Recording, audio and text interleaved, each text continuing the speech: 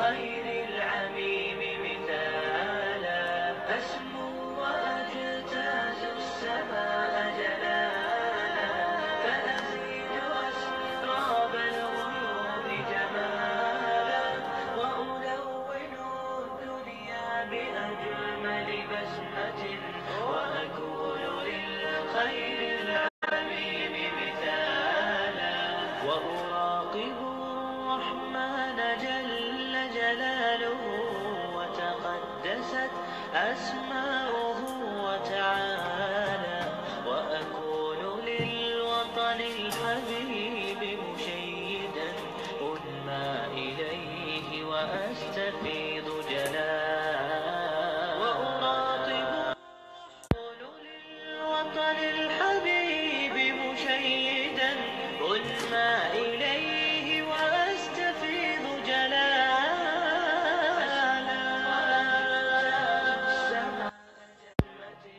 وأكون للخير العميم مثالا، وأبر محتسبا بأم وأب، فاض علي محبة ودلالا، وأكون في عمل التطوع قدوة، وأصوغ من عزم الرجال مجالا، وأبر محتسبا بأم وأب، فاض علي محبة ودلالا، وأكون في عمل التطوع قدوة، وأصوغ من عزم الرجال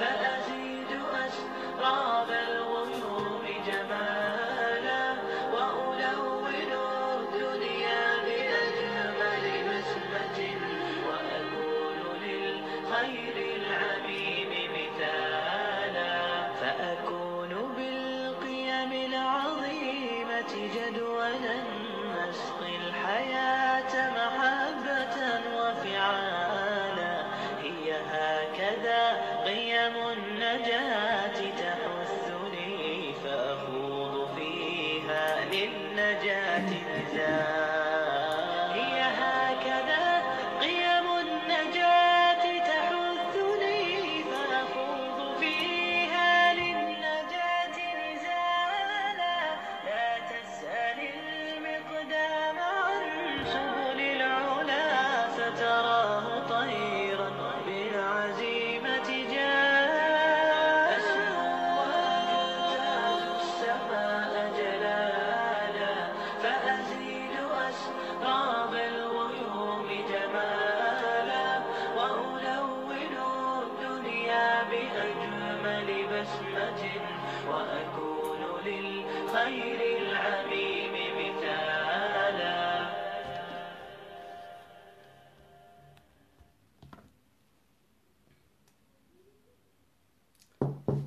بسم الله الرحمن الرحيم. إن الحمد لله نحمده ونستعينه ونستغفره، ونعوذ بالله من شرور أنفسنا ومن سيئات أعمالنا، من يهده الله فلا مضل له، ومن يضلل فلا هادي له، نشهد أن لا إله إلا الله وحده لا شريك له، نشهد أن سيدنا محمدا عبده ورسوله. أما بعد. Assalamu alaikum aziz qarindoshlarım, suyumli dostlarım, qimmatli muhojirlar, musofirlar, chet elda ummat uchun, shu suyumli xalqi uchun muhojiratda mujodala qilayotgan butun rahbarlar, ziyolilar, olimlar, ustozlar, taliblar va bizningki butun qarindoshlarimiz, Allah'ın salamı, rahmeti, mağfireti bizge olsun. Allah subhanahu wa ta'ala durud, salam, medhiye, maqtash ivetkendiğin kin, Peygamber sallallahu aleyhi ve sellem'e durud ve salam ivetkendiğin kin sözümüzni Allah subhanahu wa ta'ala'nın Kur'an-ı Kerim'deki hel yestevillezine ya'lemune vellezine la ya'lemun ayeti bilen başlayman. bildiğin adamlar bilen bilmeydiğin kişiler beraber bolamdı. Allah subhanahu wa ta'ala bu sualını bizge taşlaş arkalık bilişinin faziletini, ögünüşünün faziletini وَالَّذ۪ينَ اُوتُوا الْعِلْمَ دَرَجَاتِ ayeti bilen ula ilim bilen derecelendirildi. İlim bilen ula yükseltildi. İlim bilen ula hürmetli kılındı. İlim bilen ulanınki derecesi yukarı götürüldü. Çünkü ulada ilim batı. İlim Allah'tan kelgen vahiy idi. Allah bizge bilişni, okuşni bu ayetler arkalık ve bu bilgen ve okugan insanların dünya ve ahirette dercige, yükseklikke, onunki hürmetinin katta bolduğanlığını bizge ifade kılıvatıdı ve dünyayı yaratkan peygamberlerinin hemmisine ilim bilen ulağa Allah subhanahu wa ta'ala ulağını baş koygan, ulağa emir bergen ve bizim peygamberimiz sallallahu aleyhi ve sellem'ge hem İqra bismi rabbikellezi halak deyiş arkalık birinci sözü, birinci vehiysi, emri, buyruğu oku deyişten ibaret oldu güzel dostlarım. Biz şu oku deyilgen ümmetninki, oku deyilgen peygamberninki ümmeti. Biz şu okuş bilen söz başlanğan Kur'anninki düşürülgen ümmeti ki birinci namazdın, zakattın, cihattın bütün emellerinin aldıda birinci kildiğan emel kaysi okuş. Okuş arkalıklı biliş gididu. Bilgendinkin Allah subhanahu wa ta'ala onu dünyada ve ahirette mükafatlaydı. Elbette bugünkü orlaştırılgan programımız bizning xalqimizni kitap o'qishga texmi rag'batlantirish, qiziqtirish uchun mukofotli bir zihin sinash musobaqasi o'rinlashtirdik. Maqsad Allah subhanahu wa ta'alaninki o'quv emrini amaliyatimizda ifodalash. Shuning uchun biz buning o'rniga faqat tabliğ ahkam so'zlash bilan kifoyalanib qolmasdan, o tabliğlarni, o ahkamlarni, o suhbatlarni amaliyatimizda bildiraylik. Rasulullah sallallahu aleyhi ve sellem ayet düşkenden kiyilla qana qildi. Ayet düşkenden kiyilla onu ko'chalarga bordi, insonlarni izdidi, do'stlarining qishig'i bordi. Hazrat Abu Bakr Siddiq radhiyallohu anhuning qishig'i berib, Allah menga o'qu da'vatidi. Mening o'qishimni talab qilyapti. Halbuki men bilmayman deganida ayni vaqtida Payg'ambar sallallohu alayhi ve sellem Hira g'ori bo'lgan u Jabal Nurda. Peygamber sallallahu aleyhi ve sellem cahiliyet zamanında yani Araplarınki karanlık, karanlık devirde Hira g'origa berib şu yerda ibadet kıldı. İbrahim aleyhissalatu vesselam'ınki qoidasi bo'yicha, sunnati bo'yicha u yerda istiqomat qildi, o'ylanadi, tafakkur qiladi. Oxirgi bir kunda Qur'oni Karim yana 40 yoshga kirgan vaqtida Qur'oni Karim uni vahiy qildi. Birinchi vahiy o'qi dedi, ammo Payg'ambar sallallohu alayhi vasallam ma ana biqari degan javobni berdi. Men bilmayman dedi. O'qishni bilmayman. Ya'ni Jibril amin alayhisolatu vasallam o'qida ikkinchi qitim siqdi, uchinchi qitim siqdi va iqro bismi robbikellezi xalaq. Seni yaratgan kishining ismi bilan o'qig'in. Allazi xalaqal insana min alaq. O insonni lahti qanday yaratdi. Allamal insana ma lam ya'lam. Xalaqal insan min alaq. Iqra va rabbukal akram. O o'qu degan Allah nihoyatda karamlik. Allazi allama bil qalam. O Allah bildirdi. Qalam bilan xat yozishni o'rgatdi deb Allah'ның birinci bizlarga buyruqi o'qish, qalam bilan xat yozish va qanday qilish bilish.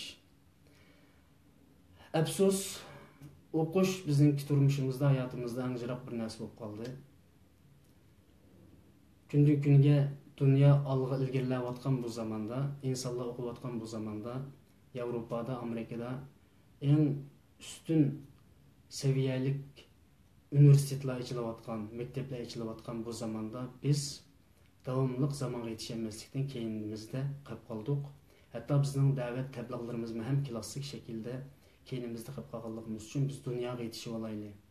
Rasulullah Aleyhisselatü Vesselam'ın ki haqiqi davet şeklini qo'llanib bir baştan Allah'ın sözünü kıysak, bir baştan insanlar bilen aralashayli, ular bilen muңdashayli, ular bilen haqiqiy şekilde münasibet, muamelat o'rnatib, Resulullah'dekla sahabeler bilen dost olup ötili deb biz bu şekildeki programmalarımızı qarindoshlarımızga sunyapmiz dostlarım. Maksat kitaptan ibaret Allah subhanahu wa ta'ala qasam ichgan ve bizlerge bilishni bildirgan ve qalamdan ibaret Allah subhanahu wa ta'ala qasam ichgan bu şeylerini insanların qo'liga oldirish, uni o'qitish ve Perverdigarimizni en güzel şekilde tanıp çıkış ve peygamberini Allah'ını tanıgandan keyin onun peygamberini tanıp çıkış. Onundan keyin men arifa nefs rabbuhu ve men arifa nefsehu ve men arifa rabbuhu degan söz boyunca özümüzni hem tanıp çıkış ve özümüzni yaratgan Perverdigarimizni tanıp çıkış. Maksat gelsek bugün zihin sınaş müsabakası ötküzümüz güzel dostlarım. Bazı programmalarımız bu canlı, yani bu naq meydanda ko'rsatilib bo'lgandan keyin qayta to'rga qo'ya olmaydi. Men 4-5 canlı naq meydan ko'rinishi qildim, ammo ularning hammani cheklab qo'ydim, to'rga qo'ya olmaydi. Chunki qarindoshlarning naq meydonni ko'rish nisbatini oshirish uchun shunga kirib chiqadigan qarindoshlar iloji bor bu naq meydan programmasidan foydalansa ham yaxshi. Va bu ilanni chiqargandan keyin nurg'un qarindoshlar 200 ga yaqin qarindoshimiz bunga qo'llab bu 5 barmoqini o'vatib qo'llaganlikning ifodasini besibdi, ammo 40 ga yaqin qarindoshimiz buni ham bahrlabdi. Shuning uchun men bu ham bahrlagan texmi ko'p qarindoshlar qatnashib olsin, texmi ko'p qarindoshlar bu güzel sünnetdan foydalanib olsin, texmi ko'p qarindoshlar bu millatningki qutulish yo'li bo'lgan ma'arif, ya'ni bu o'qish, bilish, yezish ishidan bahrlanib olsin deb hem bahrlagan shu 40 necha qarindoshimizga Allohdan rahmat, mag'firat, hidoyat, tavfiq tilayman. Alloh hammangizdan rozi bo'lsin va hozirning o'zida ham telefoninglardagi, mayli kompyuteringlardagi hem bahrlash, ya'ni bu yurak yoki gul yoki bu xo belgisini o'tib qo'ymasdan hem bahrlash degan belgini besib qo'ysanglar, texim ko'p qarindoshlar bundan manfaatlandi. Buning savobi qanday bo'ldi? Bizlarga berildi. Onun uchun qarindoshlarning ham bahrlash ko'nikisini besib, texim ko'p qarindoshlarning bu zihin sinash musobaqasiga qatnashishga vesile bo'lishini umid qilaman. Undaqda temamiz qaysi tema? Ya'ni bizningki 15 günden beri tayyorlik qilayotgan, hatto bir oyning oldida men buni planlayotgan bir oy bo'ldi.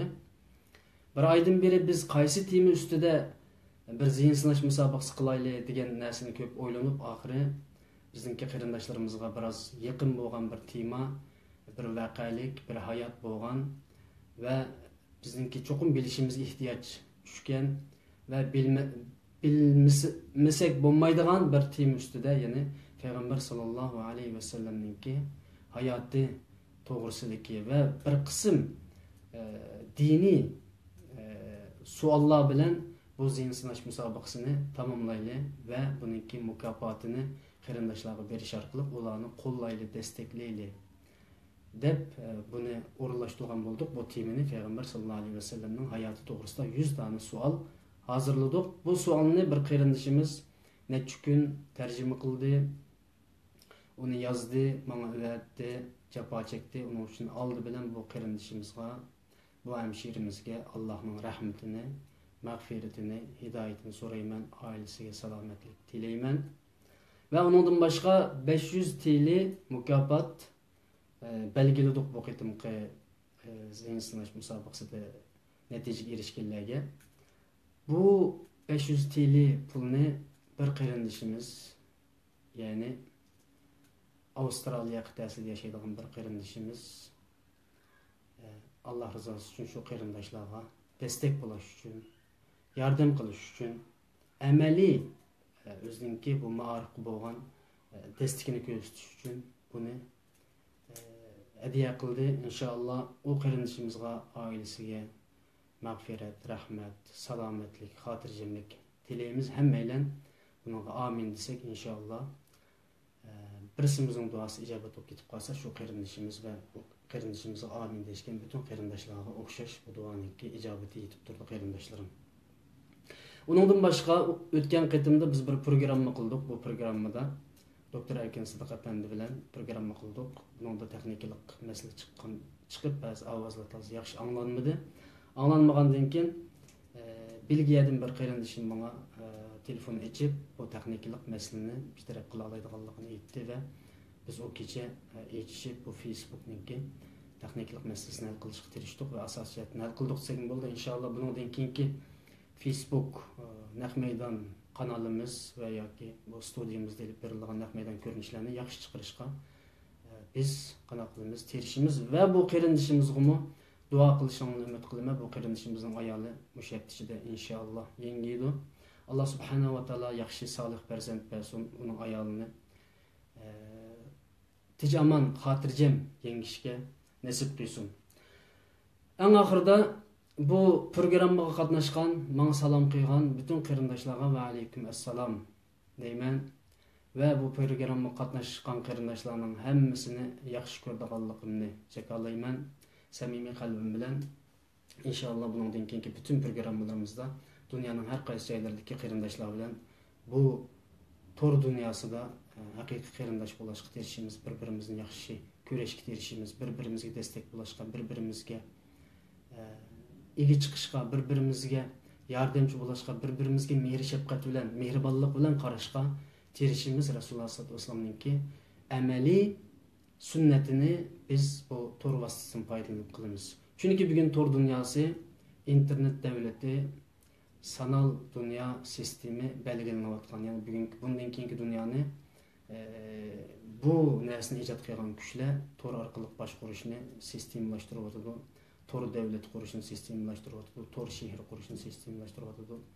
Tor dünyasını sistemlashtiryapti. Bugungi zamonda torni bilmagan, internetni bilmagan, internetdan yaxshi foydalanmagan millat, xalq bu bugungi ulusal dunyodan, ya'ni xalqarodan qanaqalimiz keyinda qolib qolmish. Shuning uchun internet munosabatlik narsalarni, ilmlarni, kompyuter bilimini, har xil ilmlarni chunqur tushunish kerak, Facebookni tushunish kerak. Bugungi dunyoning oldingi vositalar bo'layotgan bu media vositalarini qat'iy tushunishimiz kerak. Email deymiz va yoki undan boshqa nurg'un biz qo'llanayotgan narsalarni bilishimiz, tushunishimiz kerak. Chunki nurg'un qarindoshlarimiz Facebook alanmaganligini bilmaydiganligini aytgan bo'ldi.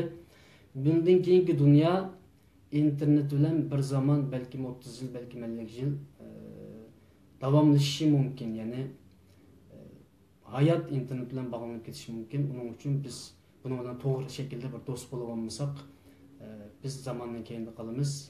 Ammo internetdan to'g'ri foydalanmayotgan qarindoshlarimiz bor. İnternetten xato foydalanayotgan, eng behuda narsalar bilan vaqtini o'tkazayotgan, eng ma'nosiz narsalar bilan uni ham bahrilayotgan, insonlarning vaqtini olayotgan. Bir behuda shayini, narsani agar ham bahrilab insonlarga taqdirlagan bo'lsangiz, bu behuda narsaning insonlarning vaqtiga zoya qilishga vosita bo'lganligingiz uchun uningki ziynini tortisiz, uningga gunoh bo'ladi qarindoshlar. Uning uchun har qanday bir bizga munosabatsiz, biz yaxshi ko'rmaydigan, biz bilan hech aloqasi yo'q narsalarni internetda taqtishning o'zi u bir gunoh. Ya'ni o'zi bilgan, o'zi anglagan narsaning hammani so'zlab yurishning o'zi, ya'ni o'zi anglagan narsaning hammani so'zlab yurishning o'zi o kishi uchun yetarli gunoh deyilganiga o'xshash. Bu shu telefonimizga kelgan o'xshagan hammani taqtib yurishimizning o'zi biz uchun yetarli gunohni hozirlab berdi. Uning aksicha yaxshi bo'lgan bir programmani, yaxshi bo'lgan bir ilmni, yaxshi bo'lgan bir narsani insonlarga taqatsaqchi, uni ham bahrlab qo'ysaqchi, uningki savobini olamiz qarindoshlar. Bu ham bahrlash, ya'ni yaxshini ham bahrlashga davomli qizg'in turayli. Biz e'lonni yezib qarindoshlarga ham bahrlanlar deb qo'yib qo'ydik, ammo bu qitimliq bu zihin sinash musobaqasining e'loni qarindoshlar tarafidan ko'p ham bahrlanmadi. Demakki bizning xalqimiz desteklash, yordamlashish, bir-birimizga hojatni ravo qilish masalalarida yanada tuvan in tansurulloh yansurkum oyatidagi Allohning diniga yordam bersanglar, Alloh sizlarga yordam beradi degan oyatdagi amaliy tatbiqni biz susluq kayfiyatimizning bog'lig'ini bundan ko'rib olamiz. Uning uchun bundan keyingi programmalarimiz Programma agar yaxshi bo'lsa, insonlarga ilm taqdirgan bo'lsa, insonlarni to'g'ri yo'lga yetaklaydigan bo'lsa, buni taqtish ham bahrilash bizningki vazifamiz bo'lib qoldi qarindoshlar. Ammo gul vatmisangdan bo'ldi, xov vatmisangdan bo'ldi. Mandaq boshqa narsalarni vatmisangdan mayli, yurakni vatmisangdan mayli. Ammo bu ilmni insonlarga taqtish. Nima uchun? Chunki biz buni so'zlash uchun jinimizni, kallamizni qo'ltig'imizga qo'yib turib so'zlatamiz qarindoshlar. Maylining oilasi vatanda biz bu zolim Xitoy tajovuzchilaridan qutulish uchun biz qo'limizdan kelgan emgakni qilaylik deb biz bu yerda qilyapmiz. Bu bir fursat va ne'mat. Nima uchun? Bundan burun 4 dona bizningki jamoatimizga munosabatlik va mening shaxsiyatim munosabatlik 4 dona Facebook hisobotim taqotildi keyin. Bu taqilib kelsa, balkim bu programmani davom qilmasligimiz mumkin. Buning uchun bundaq ne'matlardan, bundaq hozir Allohningki bergan bizga imkonlardan to'liq foydalanish biz uchun nihoyatda muhim qarindoshlar. So'zimni boshlayman va zihin sinash musobaqasini hozir boshlaymiz qarindoshlarim. Alloh hammadan rozi bo'lsin.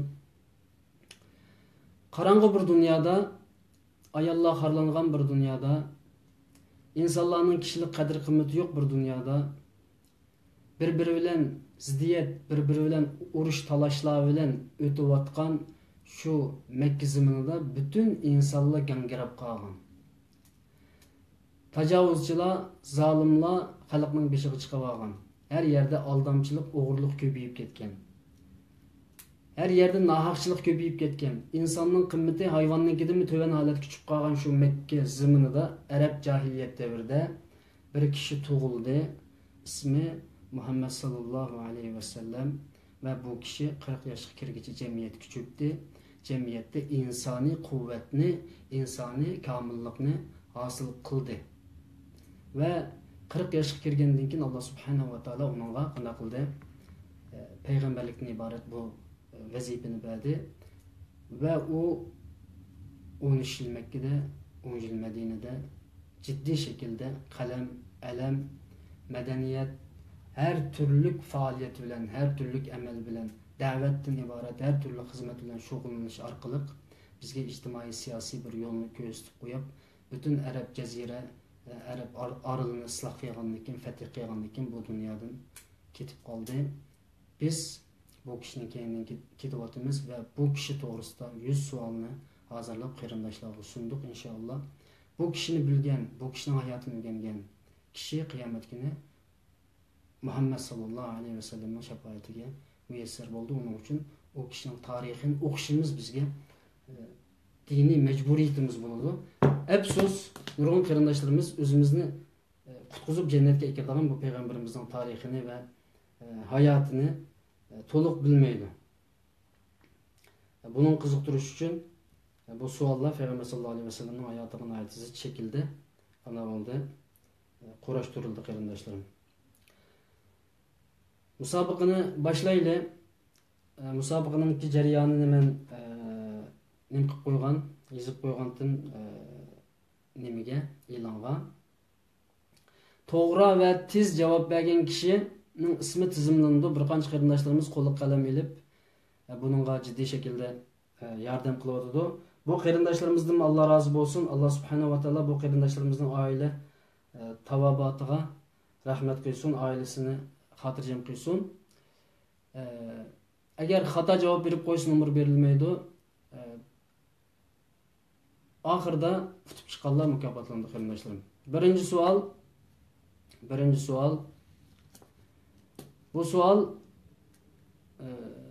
ninki javobini son orqali yozsanglar shu to'g'ri javob bergan bo'ldi. Son orqali. Ya'ni latincha, uyg'urcha yozsanglar mayli, son orqali kim baldu javob bersa, shuningki inkosi bu yerga birinchi bo'lib chiqadi. Shu inkos qarab turib biz uni sanaymiz va mukofotlantiramiz. Birinchi savol, payg'ambar sallallohu alayhi va sallam qachon tug'ilgan? Vaqti 1 minut. Inkos orqali javob beradigan qarindoshlar bo'lsa,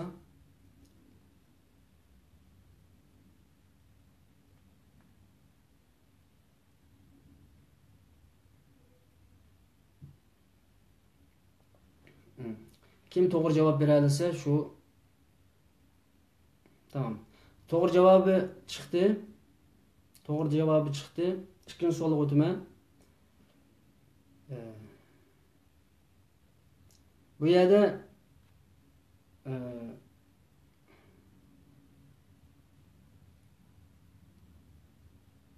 anasının ve dadısının ismi soruldu Peygamber sallallahu aleyhi ve sellem'nin. Peygamber sallallahu aleyhi ve sellem'nin ata-anasının ismi nime? Fakat isminle doğru yaza alsanız oldu.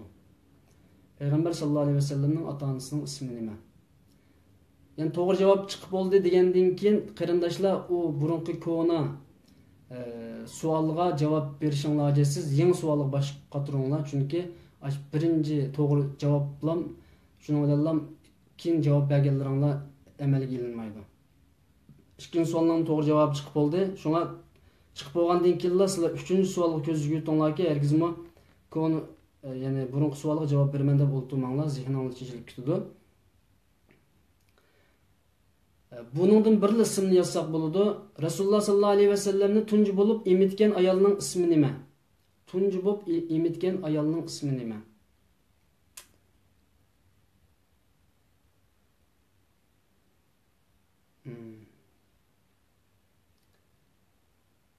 Tunji bo'lib emitgan ayolning ismi nima?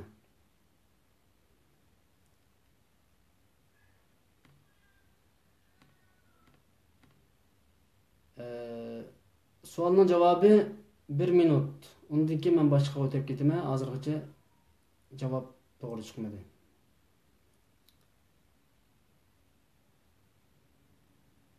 Agar javobni to'g'ri berib bo'lgan bo'lsanglar,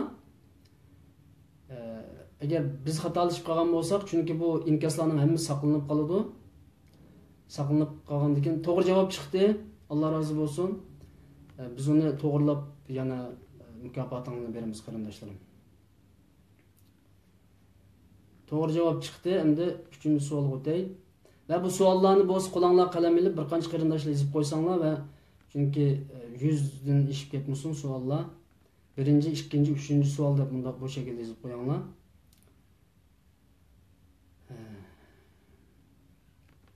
Peygamber sallallahu aleyhi ve sellem'ninki yani bununla fakat san arkalık cevap versen oldu. Bir tal san yazsan oldu. Peygamber sallallahu aleyhi ve sellem'ninki ismi Kur'an-ı Kerim'de kançı yerde tilgilindi. Peygamber sallallahu aleyhi ve sellem'nin ismi Kur'an-ı Kerim'de kançı yerde tilgilindi.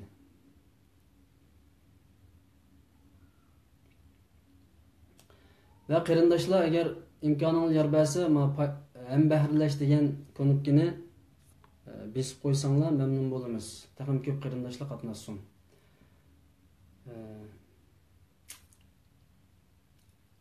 To'g'ri javob chiqdi. Payg'ambar sallallohu alayhi va sallamninki tag'ilaridan iymon keltirgan tag'isining ismi nima? Tag'ilaridan iymon keltirgan tag'ilarininki ismi nima? Peygamber sallallahu aleyhi ve sellem'ninki tağlardan iman keltirgan tağlarninki ismi nima? Men boshqa bir savolga o'tgandan keyin burunqi javob chiqib bo'lgan bo'ladi. Boshqa narsaga nim qilmanglar. Tağlarning ismi nima?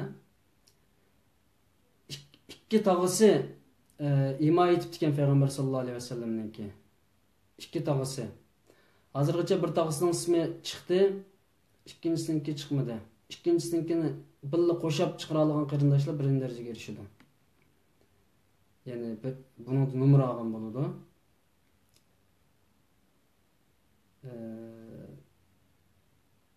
Javob chiqdi. Iymon keltirmagan tog'larning ismi nima? Payg'ambar sallallohu alayhi vasallamning bir qancha tog'lari bo'lgan bilasizlar. Iymon keltirmagani tog'lari.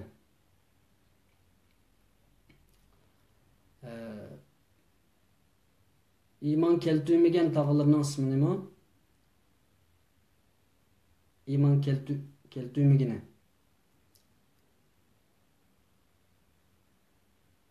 İman keltirmagan. Abu Talib iman keltirmadi, to'g'ri, ammo bu yerda bir qancha masalan deb beray 1 2 3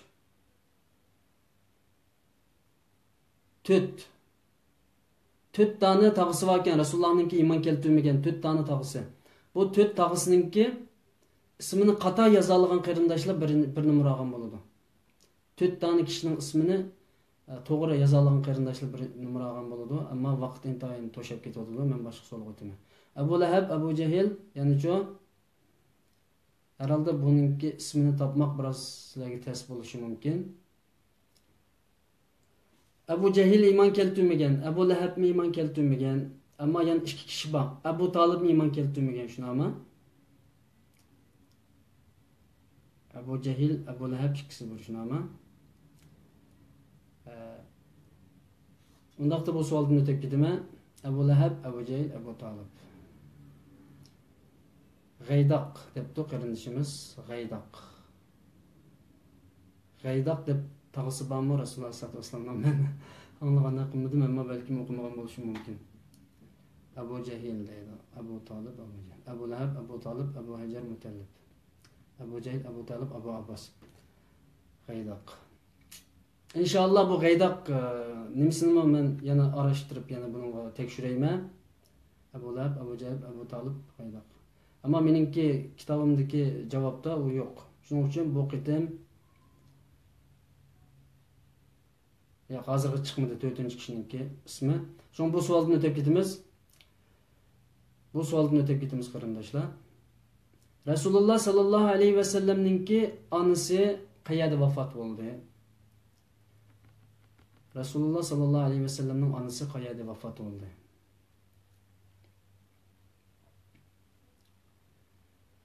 Rasululloh sallallohu alayhi vasallamning onasi qayerda vafot bo'ldi? Agar xohlasanglar burunqi savollarning javob yangi savol chiqqandan keyin burunqi narsa ustida qat'iy kalla qaturmanglar. Darhol yangi savolga kalla qaturinglar. Javob chiqdi. Rasululloh sallallohu alayhi vasallam qancha yoshda edi? Yani kim birinci job yoza olsa shu numaralida qarindoshlar. Ya'ni vafot bo'lganda Rasululloh sallallohu alayhi vasallam onasi vafot bo'lganda qancha yoshda edi? Makka bilan Madinaning o'rtasida nada ismi nima? Uni men deb bo'ldi qarindoshlar. Endi yani qaytadan yozmanglar. Javob chiqdi degandikinlar yozishni to'xtatinglar. Onasi vafot bo'lganda Rasululloh sallallohu alayhi vasallam qancha yoshda edi? Onasi vafot bo'lganda Rasululloh sallallohu alayhi vasallam qancha yoshda edi?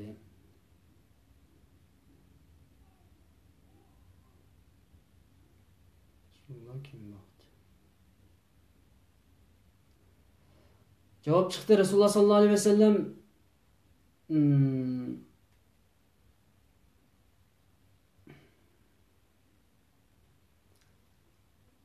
onasi vafot bo'lgandan keyin Rasululloh sallallohu alayhi vasallam yetim bo'lib qoldi. Yetimlik payg'ambarning sunnati bo'lib qoldi. Alloh taolo bu kishini bu shaklda sinadi kichikdan tortib kim boqdi deydi. Rasululloh alayhi vasallam yetim qolgandan keyin kim boqdi bu kishini? Ya'ni tag'isi boqdimi, cho'ng dadisi boqdimi yoki boshqa tuqqanlari boqdimi, kim boqdi? Rasululloh sallallohu alayhi vasallamningki, yani javob chiqib bo'ldi qarindoshlar. Cho'ng dadisi vafot bo'lgan vaqtida payg'ambar sallallohu alayhi vasallam qancha yoshda edi? Rasulullohningki cho'ng dadisi vafot bo'lgan vaqtida payg'ambarimiz qancha yoshda edi? Ya'ni Abdul Mutallib vafot bo'lganda payg'ambarimiz qancha yoshda edi?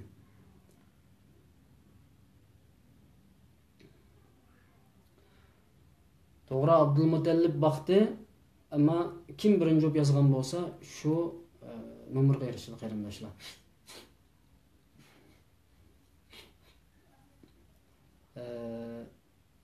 Rasululloh qancha yoshda edi? Abdul Mutallib vafot bo'lganda, ya'ni cho'ng dadisi boqqanda, vafot bo'lganda qancha yoshda edi? Javob chiqib bo'ldi.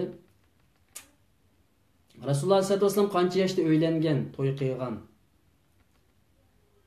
Belki bunu ko'pincha bilasizlar, bu savolning javobini asaroq. Rasululloh sollallohu alayhi vasallam qancha yoshda uylandi? Yana men bir narsani deb qo'ysam, shu ham bahrlashni unutib qolmasanglar, qarindoshlar, texim ko'p qarindoshlar kirsa, texim ko'p qarindoshlarningki qatnashishiga sabab bo'lasizlar va ko'p odamlar javob bersa, utish nisbatinglar ko'paydi. Utish nisbatinglar ko'paydi. Rasululloh sollallohu alayhi vasallamning qancha ayoli bor? Javob chiqib bo'ldi. Rasululloh sollallohu alayhi vasallam sanlam yazsanglar bo'ldi. Rasululloh sollallohu alayhi vasallamning qancha ayoli bor?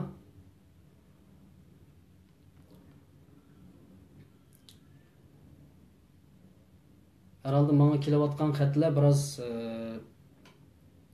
kerak keldi ekan, uning uchun saqlash majbur bo'ldi ekanman. Javob chiqib bo'ldi. Payg'ambar sallallohu alayhi vasallam Makka da qancha yil maxfiy da'vat qildi. Maxfiy. Biz Sharq Turkistonda maxfiy da'vat ilib borgandik. Ya'ni Rasulullohning sunnati bizga sharoiti, imkoni kelib borgandi. Maxfiy da'vat ilib bordik. Uylarda, yarastı uylarda, yarustı uylarda, bog'larning keyinlarida maxfiy tashkillanib da'vatni ilib bordik. Aynı zamanda Rasululloh sallallohu alayhi vasallam buni bizga sunnat qilgan. Ya'ni payg'ambarimiz aynı zamanda maxfiy da'vat ilib borgan. Hech kimga bildirmasdan uning uyida, buning uyida, o'zining uyida kechalari bir tog'ning keyinlarida, g'orlarda, bir yerlarda maxfiy, ya'ni sahobalarmi ashtaq maxfiy da'vat ilib borgan. Ya'ni biz Uyg'ur xalqininki ko'rayotgan kunimizning ko'pinchisi Rasululloh sallallohu alayhi vasallamning mush hayotiga ajoyib o'xshab ketadi. Bizmi yani Uyg'ur xalqidagi olimlar, ustozlar, taliblar, da'vat qiluvchilarmi uzun yillar maxfiy da'vat ilib bordi. Javobi chiqdi. Umar ibn Xattob radhiyallohu anhuninki laqami, ya'ni taxallus desak bo'ldi, laqam desak bo'ldi. Umar ibn Xattob radhiyallohu anhuning laqami nima?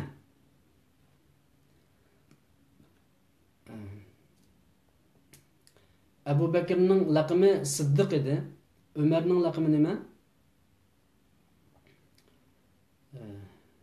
Javob chiqdi. Jannat ahlining yoshlarining xo'jayini kim?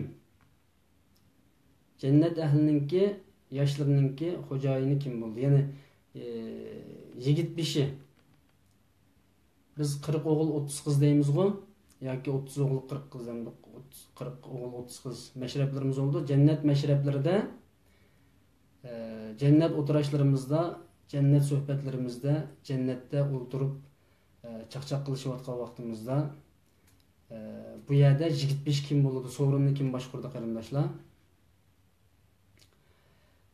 Cevap çıktı. Qaysi sahabe Kur'an'ın tercümanı deb ataldı.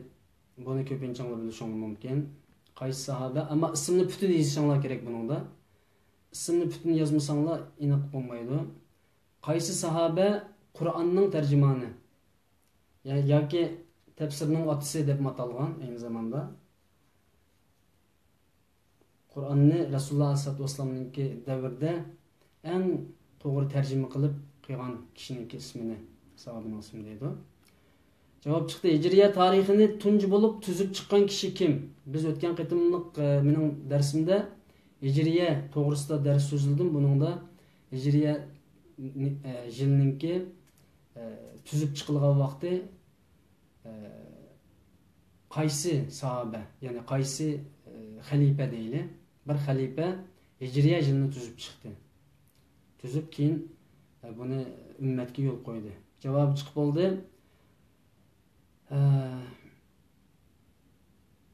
Xulafai Raşidullar kimler?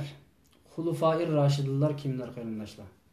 Yani 4 kishining ismi bor, ismini laqam bilan qo'shib yozsanglar, to'g'ri yozsanglar 4 kishi bor, 4 kishi.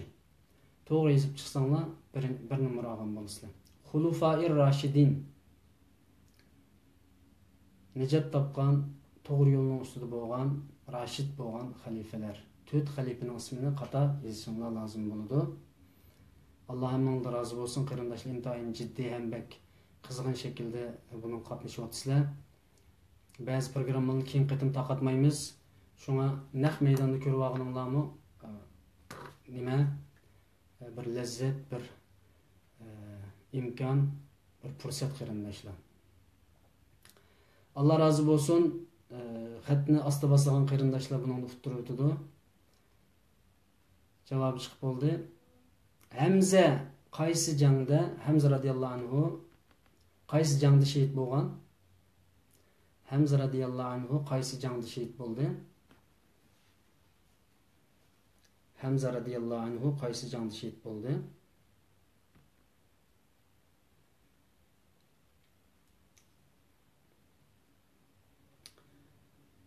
Peygamber sallallahu aleyhi ve sellem bilen bir kişi hicret kılgan idi. Resulullah sallallahu aleyhi ve sellem Allah hicret kılışını buyurgan vaqtida qanda bolgan bir kişi ergeşkenti men sen bilen canım senin qadamlaringga pida bo'lsin ya Resulullah. Men sensiz qandaq bu yerda qalaman. Men qayerga borsam men shu yerda birga bo'laman deb Rasululloh sallallohu alayhi vasallam bilan qandaq qilgan birga hijrat qilgan kishi. Javobi chiqdi. Rasululloh sallallohu alayhi vasallam hijrat qilgan vaqtida o'rniga bir kishini yotqizib qo'yib chiqib ketdi. Bu kishining ismi nima?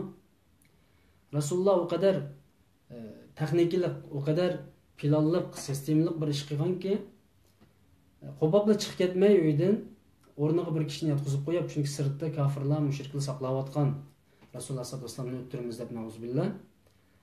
Saqlayotgan vaqtida Rasululloh sallallohu alayhi vasallam ustunlik bilan, mikr bilan, aql bilan, sistem, texnik, tadbir bilan chiqib ketgan. Rasulullohning hijrat qilish hayotini, tarixini o'qiydigan bo'lsanglar, ajoyib ustunlik bilan mangan. Resulullah'ın Mekke zimminden Medine'ye yetkiliş meselesi mümkün emas edi. Bugünkü zamanda olsun, meyli şu zamanda olsun.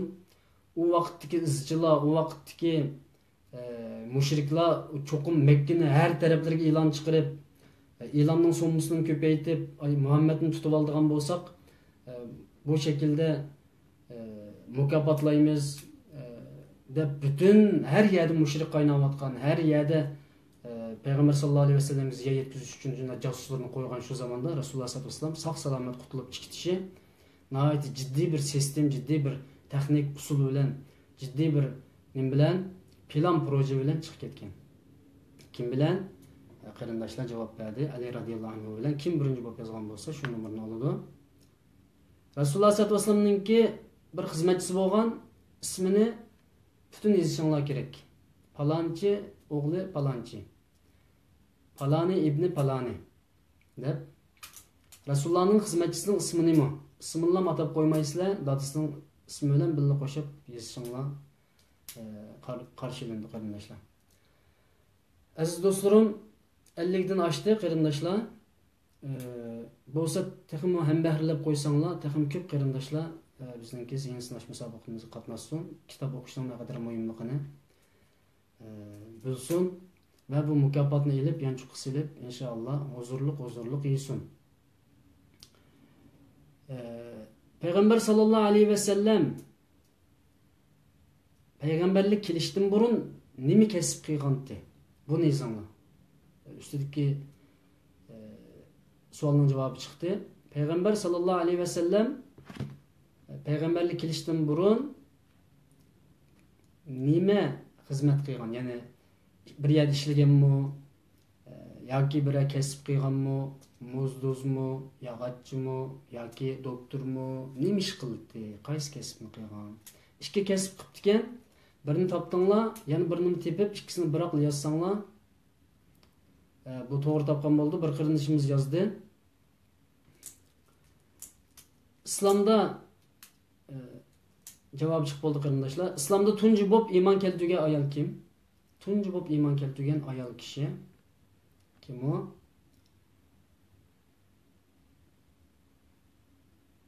İslamda tunji bo'lib iymon keltirgan ayol kishi annemiz yoki kim? Javobi chiqdi. Payg'ambar sallallohu alayhi va sallamninki ballari bo'lgan, bir qancha ballari bo'lgan.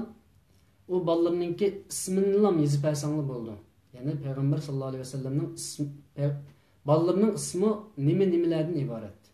Palanchi, pukunchi, palanchi, pukunchi. Debli yazsangla 1, 2, 3, 4, 5, 6, 7. 7 balası oldu iken Peygamber sallallahu aleyhi ve sellem'nin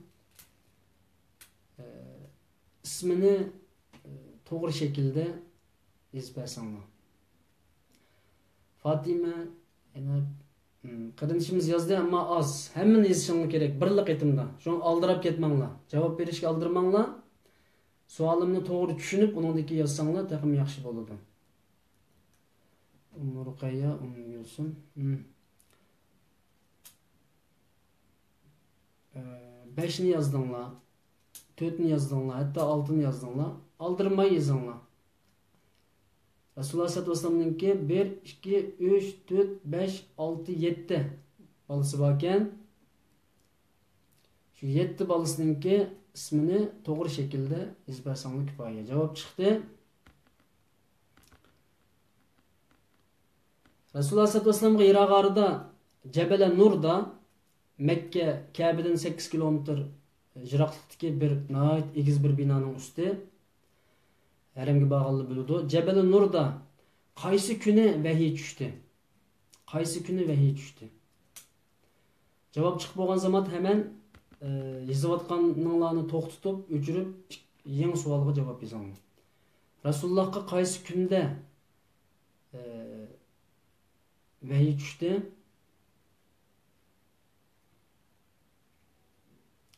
Rasulullahga qaysi kunda vahiy tushdi? Javob chiqdi. Erlerden iman keltirgen tunji kişinin ismi nima? Erlerden iman keltirgen tunji kişininki ismi. Yani İslam vahiy bo'lgandan keyin Rasululloh sollallohu alayhi vasallamga kişiden kim iman keltirdi?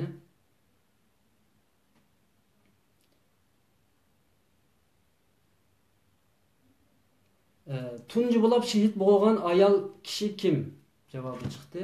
Tunji bo'lib shahid bo'lgan islomda eng üstün mertebe şehitlik. Şehitning bir tomchiqini yag iqib bo'lguncha uning butun gunohlari mag'firat bo'lib ketadi. İslamni da'vat qilish uchun insonlarni islomdan iborat bu adolatga olib chiqish uchun, qorong'ulikdan yorug'likka olib chiqish uchun qanday qilgan? Şehit bo'lgan kishi kim? Tunji bo'lib shahid bo'lgan kishi. Ayol kishi.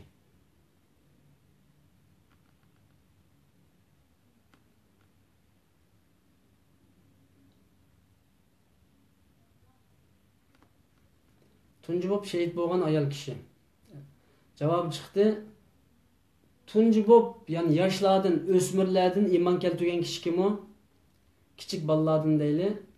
Balalardan iman keltirgen kişi kim o? İslam'da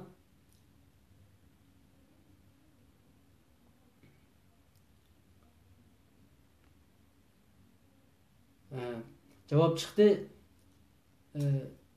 Birinci qitimliq hicret qayerga qilindi qarindoshlar? Hammanglar bilasizlar, nurg'un qarindoshlar hicret qilib vatandan ayrildi. Birinci qitimliq hicret qayerga qilindi?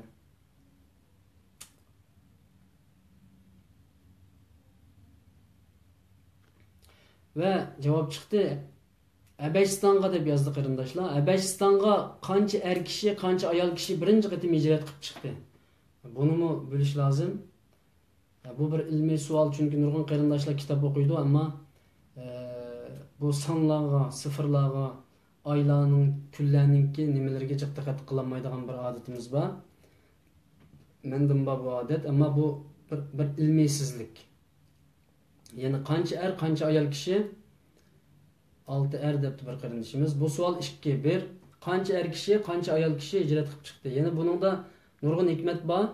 Yani aynı zamanda sahabeler er ayol hijrat qilib chiqqan. 11 er, 2 ayol debdi qarindoshimiz. Ammo to'g'ri emas. Az qoldi, ammo to'g'ri yozolmadi. 11 er, ayollarning soni birozcık. Yani birincisini deb bersem 11 er to'g'ri, ammo ayol kishi 2 emas, balki uningdan ko'p.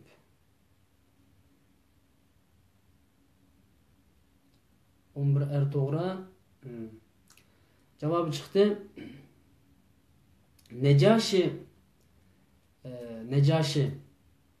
Nejashi qaysi mamlakatninki podshosi, amiri? Nejashi degan bu kishi qaysi mamlakatninki amiri? Savolning javobi chiqib qoldi oldingining, ammo bu savolga javob bersanglar, Nejashi qaysi mamlakatninki amiri?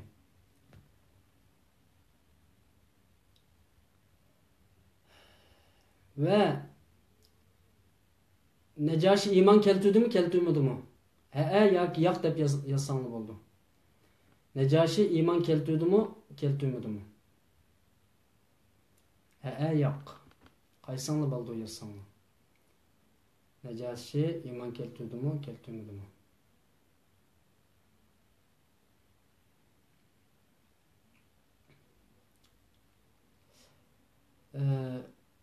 Cevabı çıktı.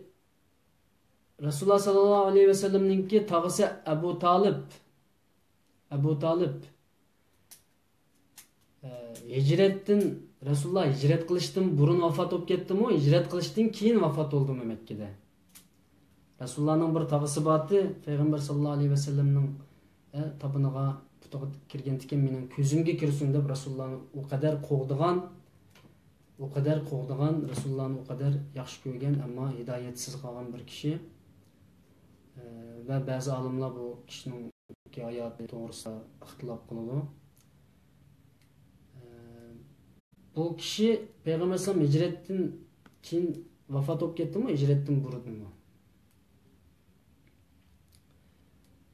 Resulullah'ın Taif'e hicret kılışıdaki yoki Taif'e çıkışıdaki sebep nima? Sebebini kısaca yazıp koysanlar bo'ldi. Resulullah Taif'e hicret kılışınki sebebi nima?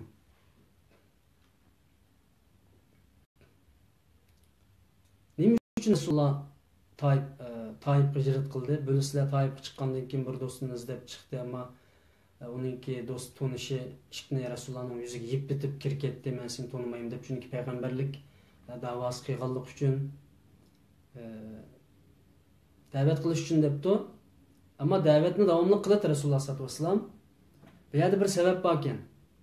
Yani nima ish bo'lgan Mekke'de ki Resulullah Taif'e çıkışga mecbur bo'lib qoldi. Cevabım çıktı. Sıra ve Mi'raj. Hemen bilisizler, Sıra doğrusu Kur'an-ı Kerim'de ayet var, Mi'raj doğrusu ayet yok. Ve ama hadisler var. Sıra ve Mi'raj Resulullah'ınki hayatidagi en çok mucize desek mi oldu yoki çok bir vakalik desek mi oldu? Hicretten keyin oldu mu? Hicretten burun oldu mu? Sıra ve Mi'raj olayı vakası hicretten burun oldu mu? Hicretten keyin oldu mu?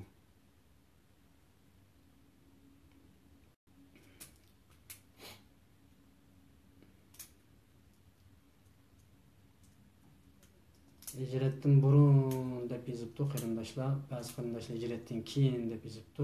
Asosan javobi chiqdi. Kim birinchi to'g'ri javobni yozgan bo'lsa, shu nomer oladi va 200 TL ni yanchib soladi inshaalloh. Tunji bo'lib javobi chiqdi. Tunji bo'lib pulning ustiga la ilaha illalloh Muhammadar Rasululloh deb yozilgan kishininki ismini kim biladi? Bu savol biroz tasgan. Kim pulning ustiga la ilahe illallah yoki dachen demdik, ya tengi demdik, yoki altun demdik, pulning kömüş demdik. Pulning ustiga la ilahe illalloh Muhammed Rasululloh deb bir kishi yozdirib ekan. Bu kishining ismi nima? Ömer debdi ba'zi qarindoshlarimiz. Ba'zi qarindoshlar Abdulmalik ibn Marvan debdi. Abdulaziz debdi. Ama emaskan qarindoshlar. Osman deganlar bor ekan, Ömer deganlar bor ekan, ammo emas. Sualning vaqti 1 minut. Bilmaymiz deganlar bor ekan. Bizning burun bilimiz deyishimiz, bilmaganni bilmaymiz deyishimiz deb bir darsimiz bo'lgan vatanda qarindoshlar o'tgan. Abdulmalik ibn Marvan, Abu Bakr yo'q. Hozircha to'g'ri javob chiqmadi, chiqqan bo'lsa men deydim. Oxirida to'g'ri javobi chiqdi qarindoshlar. İslam'daki tunji şehit bo'lgan er kişinin ismi kim? Birazdan oldida ayol kişinin ismini degan to'q, er kishi kim? Tunji şehit bo'lgan er kishi kim? Tunji şehit bo'lgan er kishi kim? Ama bu kishininki ismini to'liq yozishingiz kerak. To'liq. Dadisining ismi bilan qo'shib yozishingiz kerak. Palani ibn Palani. Palanchi oğlu palanchi. Ama aldırmanla to'liq yozinglar, to'liq. Hamza ibn Abi Talib debdi, o kishi emas ekan. Ismini to'liq yozinglar.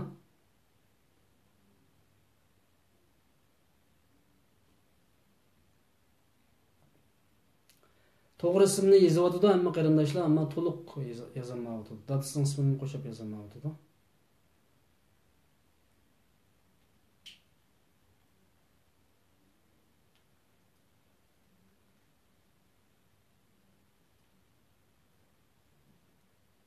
Ammar ibn Yasir oxirida bir qarindoshimiz yozdi. Alloh rozi bo'lsin. Javob chiqdi. Rasululloh sallallohu alayhi vasallam bizga taraktu fikum amrayn, ikki narsani qoldirib qo'yib ketdim degan bu ikki narsaning ismi nima? Rasululloh sallallohu alayhi vasallam bizga ikki narsani qoldirib qo'yib ketgan. Ismi nima? Birisi, yana birisi. Rasululloh sallallohu alayhi vasallam javobim chiqdi. Qiyomat kuni bütün amallardan hisob beramiz qarindoshlar. Birinchi hisob oladigan amal qaysi?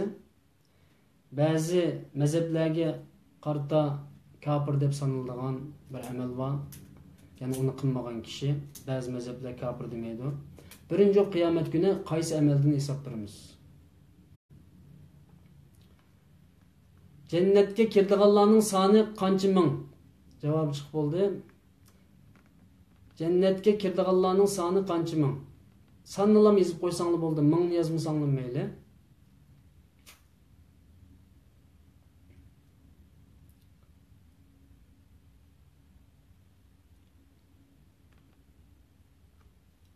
Jannatga kirdiganlarning soni qancha ming? Javob chiqdi. Mekke'de Rasulullah sallallahu aleyhi ve sellem qancha yil da'vat ilib bordi? Mekke'de Rasulullah sallallahu aleyhi ve sellem qancha yil da'vat ilib bordi? Sanni yozib qo'ysanglar bo'ldi. Javob chiqib bo'lgandan keyin yozmanglar, chunki inovatga ilinmaydi. Birinchi kishi javobni yozib bo'lgandan keyin boshqa kishilarning javobi qaralmaydi qarindoshlar. Javobi chiqib bo'ldi. Hicriye kalendari bo'yicha, ya'ni milodiy kalendari bo'yicha emas, hicriye kalendari bo'yicha Rasulullahninki vafot, ya'ni umri qanchalik? Qancha yoshda vafot bo'lib ketdi? Hicriye kalendari bo'yicha qancha yoshda? Sanni yozib qo'ysanglar bo'ldi.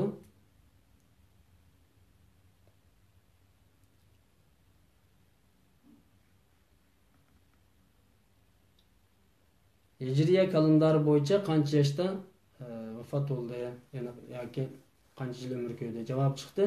Payg'ambar sallallohu alayhi vasallam istiqomat qilgan, tafakkur qilgan, jamiyatdan ayrilib shu yerda ibodat qilgan bir g'or bor Mekkada. U g'orning ismi nima? Jabal Nurda, Nur tog'ida g'orning ismi nima? Rasululloh tug'an g'orning ismi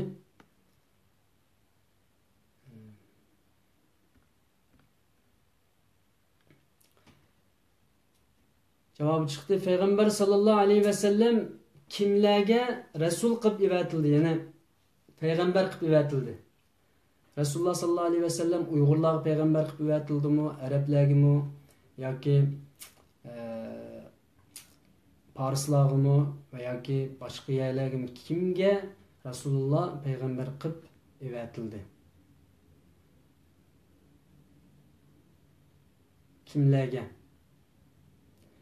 Javobi chiqdi. Bir qarindoshimiz to'liq javob berdi. Bütün insonlarga va jinlarga deb. Alloh rozi bo'lsin. Payg'ambar sallallohu alayhi vasallam qancha qitim haj qildi, qancha qitim umr haj qildi, ya'ni umr qildi. Mancha haj, mancha umra deb bilan sonni yozsanglar bo'ladi. Payg'ambar sallallohu alayhi vasallam qancha qitim haj qildi, qancha qitim umr qildi?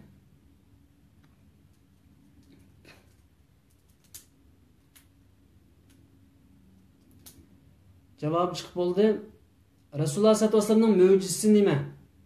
Isa alayhissalatu vasallamning mo'jizasi qo'lini qo'yniga silib chiqarsa oppoq ko'rinadi. Va nima? Musa alayhissalatu vasallamningki va Isa alayhissalatu vasallamning mo'jizasi doktordi, ya'ni kasallarni davolaydi, hattoki o'liklarni tirildiradigan shaklga kelgandi. Ammo Rasululloh sallallohu alayhi vasallamning mo'jizasi nima? Rasululloh sallallohu alayhi vasallam eng ko'p, ya'ni davomli yeydigan tamoqi nima? Uni yozinglar. Rasulullohning eng ko'p yeydigan tamoqi. Biz eng az yeymiz. Amaliyotda doktorlar eng ko'p yanglar deb bizga tashabbus qiladigan bir tamoq bor. Bu tamoqning kuchi, enerjisi nihoyat ustun.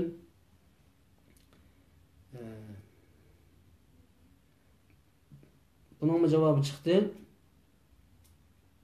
Rasululloh sallallohu alayhi vasallam hijratdan payg'ambarlik tushishdan burun Makka ahli, Ukaz bozoridagilar, arablar, jahiliyat arablari nim deydi, Rasulullohni nim deb chaqiratdi, ismini nim deb chaqiratdi. Muhammad nima? Payg'ambarimizni Makkaliklar bir maqtash so'zi bilan, ya'ni bir laqab, ya'ni bir taxallus bilan chaqirdi. Muhammad falani deb chaqirdi. İsmin to'liq yozinglar, ismin to'liq. Muhammad falani. To'liq yozinglar. Javobim chiqdi. Rasululloh sallallohu alayhi vasallamning 3 tane shoiri bor ekan, qarindoshlar. 3 tane shoiri bor ekan. Ikkisini men deb berman sizlarga. Beshidagi va oyog'idagi ikkisini deb berman, o'ttirdagi yana bir kishining ismini topsizlar.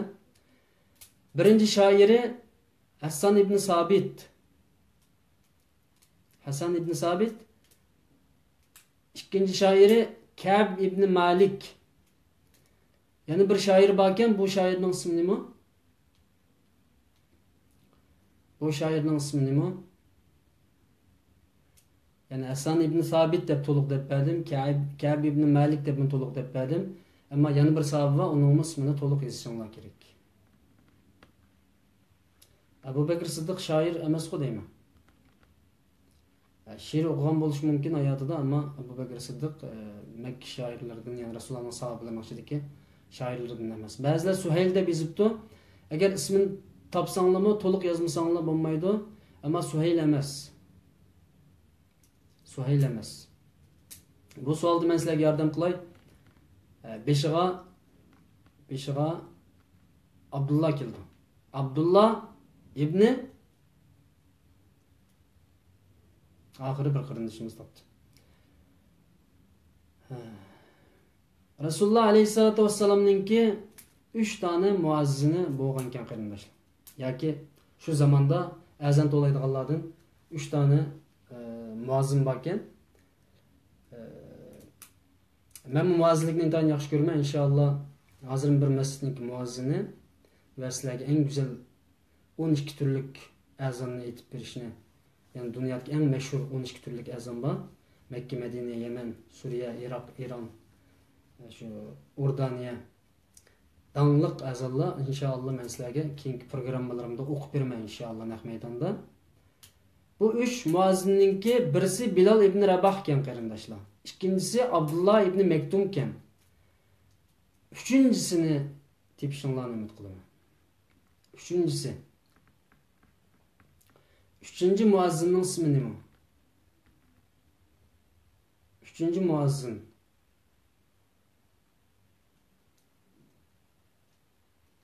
Umar ibn Hattab debsizlar, Umar ibn Hattab emas. Bilal zodi deb berdim. Abdullah ibn Mektumnim deb berdim, ammo yana bir sahibi bor ekan. Bu sahibim muazzinlar qatorida. Abdullah ibn Mektum, Bilal, Abbas, Abdullah ibn Mektum, Ja'far, Yaq.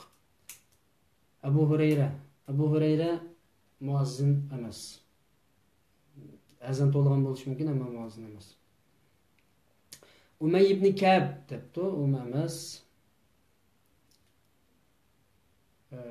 Sa'dul Qard, Huzayfatul Yaman, u emas. Abu Hurayra, u emas. Said ibn Abi Waqqas, vaqtimiz to'shadi qarindoshlar. Abdullah ibn Ravaha bu emas. Undaqda bu savoldan o'tib ketdilar, chunki bu savolning javobini topolmadik. 3 tane muazzinninki ikkisini deb berdim, birisi qolib qoldi. Muaz ibn Jabal. Oxirida bir qarindishimiz topdi. Abu Mahdura. Dengiz burkiti degan qarindishimiz tepibdi. Nereden topdinglar bilmadim, ammo tepibsizlar yani. Alloh razı olsun, chunki men topolmagandim bu savolninki savol nemisini ko'rib o'tib. Bel sualla biraz tez. Başka sualı o'tildi. Rasululloh sallallohu alayhi vasallam vafot bo'lgan vaqtida bir ayolning uyiga dafn qilingan. Qarindoshlar, payg'ambarlarning yutkash la yajuz hisoblanib. Rasululloh vafot bo'lgandan keyin shu joyiga vafot qilingan, dafn qilingan. U ayolining ismi nima? Ya'ni qaysi onamizning uyiga Rasululloh dafn qilindi? Bugun Madinada biz borimiz, Masjid-i Nabaviyni ziyorat qilamiz, Rasulullohga salom beramiz. Shu yer Rasulullohning uyi edi va ayol, ya'ni shu bir ayolning shu ayoli bilan turadigan uyi ediki, qarindoshlik topdi Hazrat Aisha radhiyallohu anha ninki hujrasiga dafn qilingan. Mana bumi islomning ayollarga naqadar önem berdiganligini bundan bir hikmatni ko'rib olsak bo'ladi. Rasulullohninki jasadi, mayiti o'zining ayolininki uyiga dafn qilindi. Hicretning qanchinchi yili Makka fatih bo'ldi? Hicretning qanchinchi yili Makka fatih bo'ldi?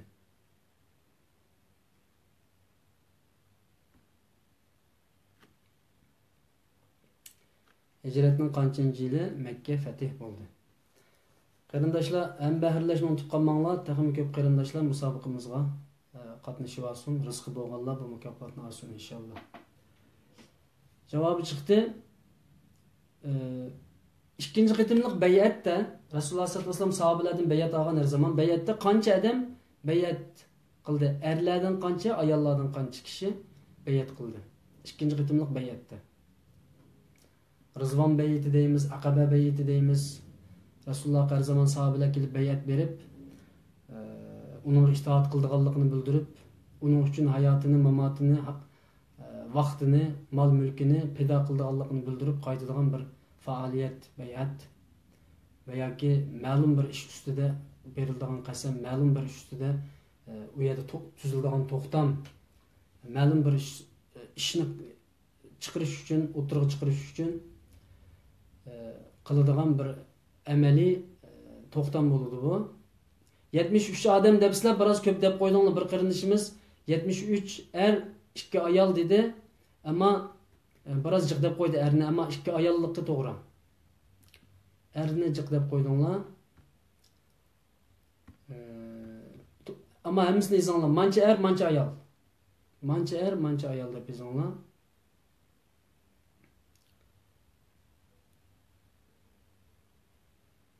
Mancha er, mancha ayol.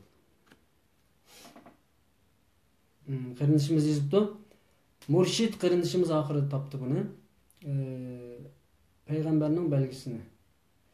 Rasululloh sallallohu alayhi vasallamning ikki toqining o'ttirisida bir belgi, payg'ambarlik belgisi bo'lgan. Buni ko'rgan bir rohib bo'lgan aynı zamanda. Payg'ambar kelgan bo'lgan. Bu rohib kim u? Ismi nima? Faqat ismini deb basanglar bo'ladi. Otasining ismini qo'shib yozsangiz hojasiz. Ismi. Rasulullohninki dumbisida payg'ambarlik belgisi bordi. Bu belgini ko'rgan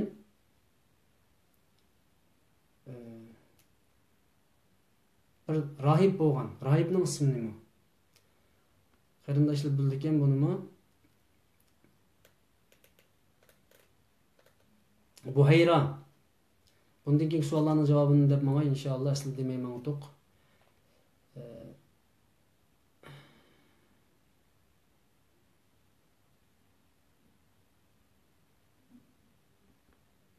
Rasululloh sallallohu alayhi vasallam hijrat qilgan vaqtida bir g'arga yo'shirinib olgan. U g'arningki ismi nima? Bir g'arga yo'shiringan Rasululloh sallallohu alayhi vasallam bir g'arga ismi nima? Rasululloh alayhi vasallamninki eng oxirida qilgan g'azoti, ya'ni jihodi qaysi? Ismi nima?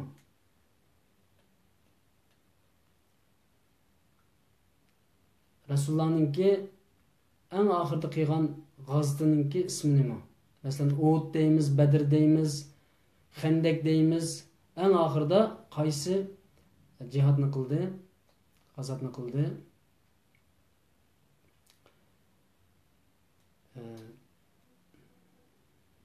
Rasululloh sallallohu alayhi vasallamning vafoti qachon? Manchinchi yili, manchinchi oyning manchinchi kuni deb yozsangiz bo'ladi. Rasululloh qachon vafot bo'ldi? Biz Rasulullah ümmet deymiz, ama qachon tug'ilganligi va qachon vafot bo'lganligini ko'pinchamiz bilmaymiz. Tabuk deb yozibdi qarindoshlar, to'g'ri. G'azza va G'azvat Tabuk. Tabuk eng oxirgi qitim qilingan g'azvasi edi Rasululloh sollallohu alayhi vasallamniki. Rasululloh qachon vafot bo'ldi? Qanchinchi yili, qanchinchi oyning qanchinchi kuni? Shu sonli yazsangiz bo'ladi. Miladi 632 yil 4-oyning 30 kuni debdi qarindoshlar.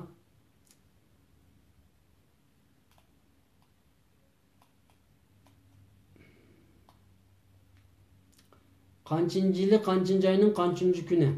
613 yil Rabiul Avvalning 13 kuni. Yani biz Peygamberimizden vafat olan yılnamasını bilmesek, elbette kıyamet günü onun şefaatiga müyesser bo'lamiz, onun kolu arkalık biz qutulup çıkımız deyişimiz bu doğru bir iş emas. Qanchinchi ayının qanchinchi kuni? Şunu yazış kaldırıp ketmanglar. Qanchinchi ayının qanchinchi kuni? Qanchinchi yili, qanchinchi ayının 632, 4-oyning 30 debdi. Meningki kitabımda başka. Yani 4-oyning 21 kuni deganlar bor ekan. 4-oyning 12 kuni deganlar bor ekan. Bu yerda 3-oyning 12 kuni deb yozilibdi. Biz bunu bu savolning javobini Alloh xolisa tekshiraylik. Yani bu savolning javobi 632-yili 3-oyning 12 kuni. Ama ben bunun cevabı yana qaray. Ba'zi qarindoshlar 4-oyning 12 kuni deb yozdi. Chunki mening yodimda shu 4-oyning 12 kuni deb bor edi. Balkim savol xato yozilib qolgan bo'lishi mumkin. Bunun da Alloh xolisa inkasini tekshiramiz. Shunga vaqtida shunga to'g'ri yozgan qarindoshlarniki manfaati qo'g'dildi qarindoshlar. Chunki bu son o'chib ketmaydi Alloh xolisa. Rasululloh sollallohu alayhi vasallam qancha qitim urushga qatnashdi? Qancha qitim urushga qatnashdi? Yani yoki qancha qitim urush qildi, qancha qitim qatnashdi? Rasululloh hayotida qancha qitim urushga qatnashdi? Yani uni yazsam bo'ldi. 12 qitim deb yozibdi qarindoshimiz, ammo bu ba'zi qarindoshlar menga yaxshi qilmadi-da. Bo'lsa nim qilmanglar qarindoshlar. Allah sizden razı olsun. Faaliyetimizge ziyankeşlik qilmanglar. Xitoylarimiz ziyankeşlik qiladi, sizlarimiz ziyankeşlik qilmasanglar, eng yaxshisi. 19 qitim debdi, 27 qitim debdi. 27 qitim urushga qildi, ammo urushning ichiga kirgan sonini bir yozib etsanglar, inshaalloh to'g'ri javob chiqqan bo'ldi. 27 qitim urush qildi Rasululloh sollallohu alayhi vasallam. Ammo urushning ichida qilichni ko'tarib o'zi kirib urush qilgan samba.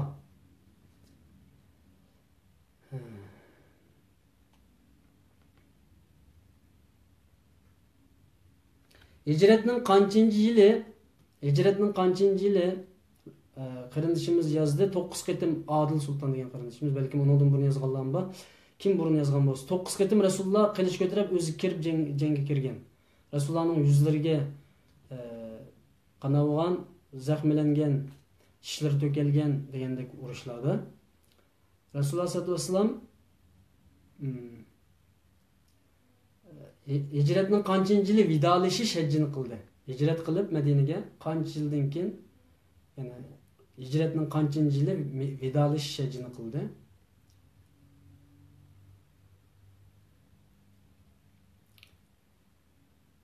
Vidolashish hajj. Ba'zilar 9 debdi, ba'zilar 10 debdi, ba'zilar 9 debdi.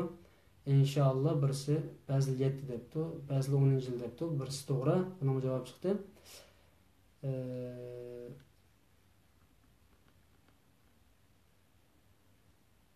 Rasululloh aleyhissalatu vesselam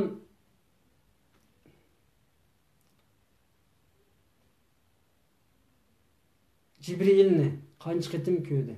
Yani o'zininki surtida qancha qitim ko'rdi? Buni sallam yazsanglar bo'ldi. Cibril Amin aleyhissalatu vesselam bo'lisizlar, 4 farishtaning birisi Allohga eng yaqin va hurmatli bo'lgan va vahiy to'shiydigan bir farishta Cibril. Bu farishtani Rasululloh o'zininki nimisida surtida 2 qitim ko'rgan. Buni bir qarindoshimiz yozdi 2 qitim deb. Allohning yo'lchisi Asadulloh deb atalgan sahabening ismi kim o? Yoki xalifamizning ismi kim o? Allohning yo'lchisining ismi kim o? İsmini bütün yazışınız gerek. Palani İbni Palani. Aldırap ketmestin. Allah'ın yo'lchisi deb atalgan sahabimizning ismi nima?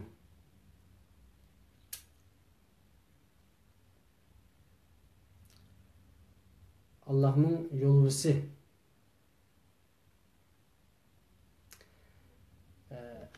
Ümmetning emini deb atalgan, ishonchlik odami deb atalgan bir sahoba bor ekan, bu sahobaning ismi nima? Ümmetning emin kishisi bo'lgan. Ümmetninki emin kishisi bo'lgan. Ümmetning emini.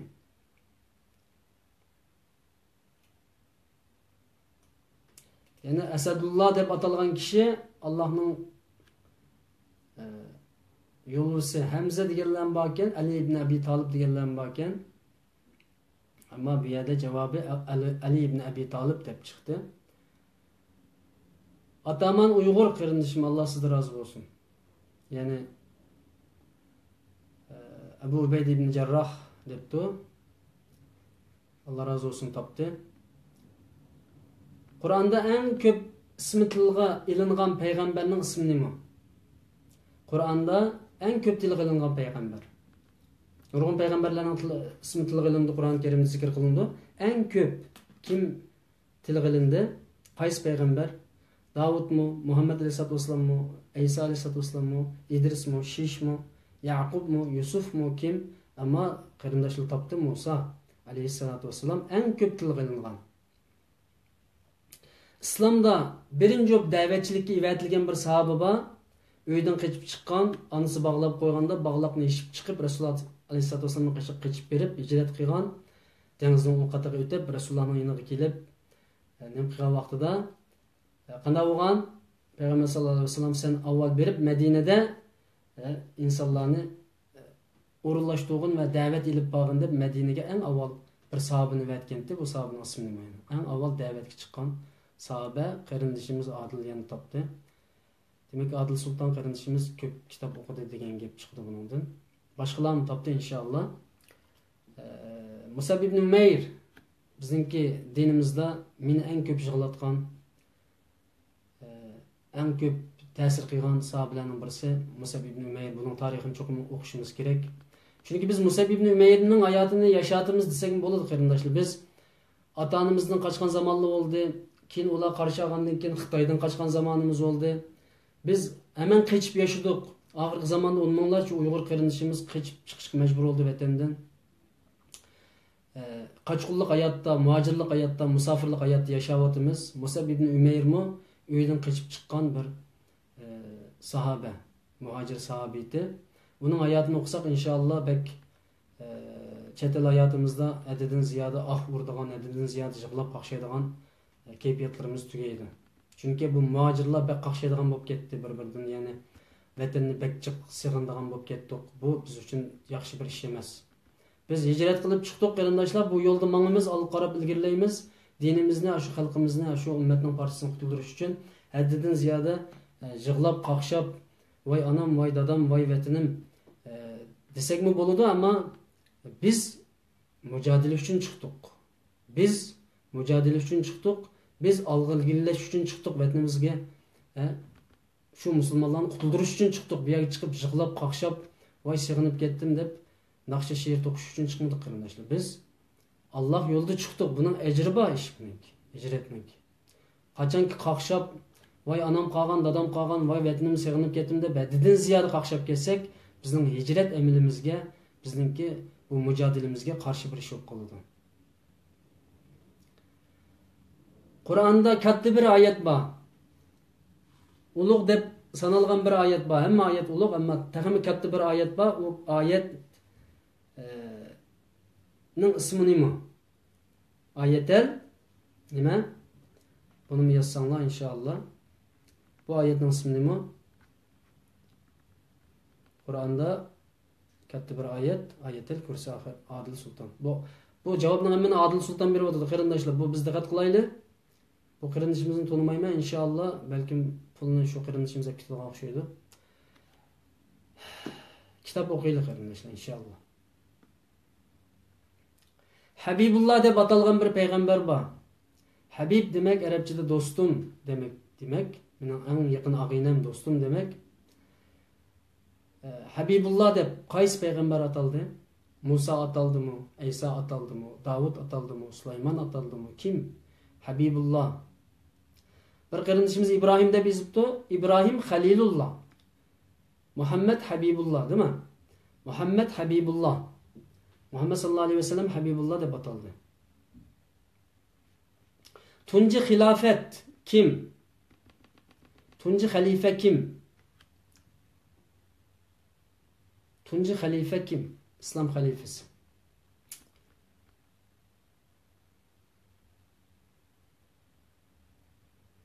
Allah subhanahu ve ta'alaga Abu Bakr Sıddık radıyallahu anhu cevabını taptanlar. Tunji halife Abu Bakr Sıddık radıyallahu anhu. Allah subhanahu ve ta'alaga örleydiğen emelinin içinde tunji olab qaysi emelimiz örleydi? İmanımız mı? Zakitimiz mı? Haccimiz mı? Namazımız mı? Cihadımız mı? Duayımız mı? Qaysi emel Allah'a birinci bop örleydi? Qaysi emel Allah'a birinci bop örleydi?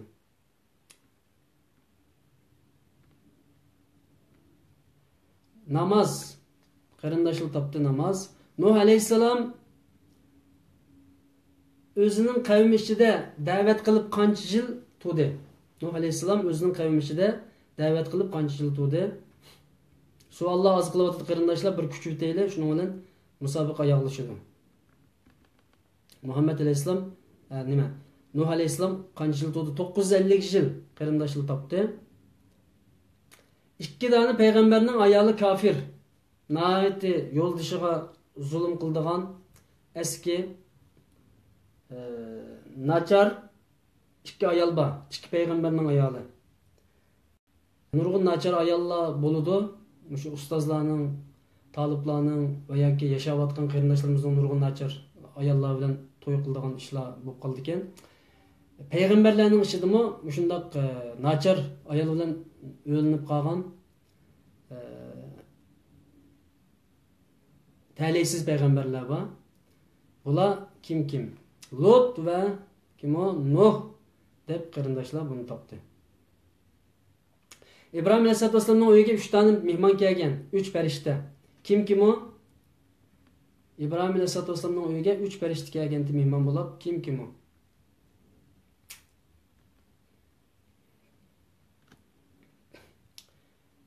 İbrahim aleyhisselam'ın uyiga 3 farishta kelgan edi. Kim keldi?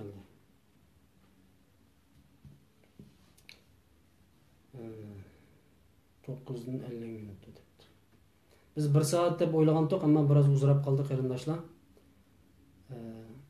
Allohim undan rozi bo'lsin. Ammo savollarım az qoldi. Jibril, Mikail, İsrafil deb yozibdi qarindoshlar. Allah rozi bo'lsin. Jibril, Mikail, İsrafil İbrahim aleyhissalomning uyiga mehmon bo'lib kelgan. Ziminda tunji bo'lib Ramazon tutgan payg'ambar kim o deydi? Kim tunji bo'lib Ramazon tutgan? Biz sizlarga Ramazonni qanday qildik? Farz qildik. Sizlarning ilgaringdagi ummatligim farz qilgandek deb bir oyat bor Qur'oni Karimda.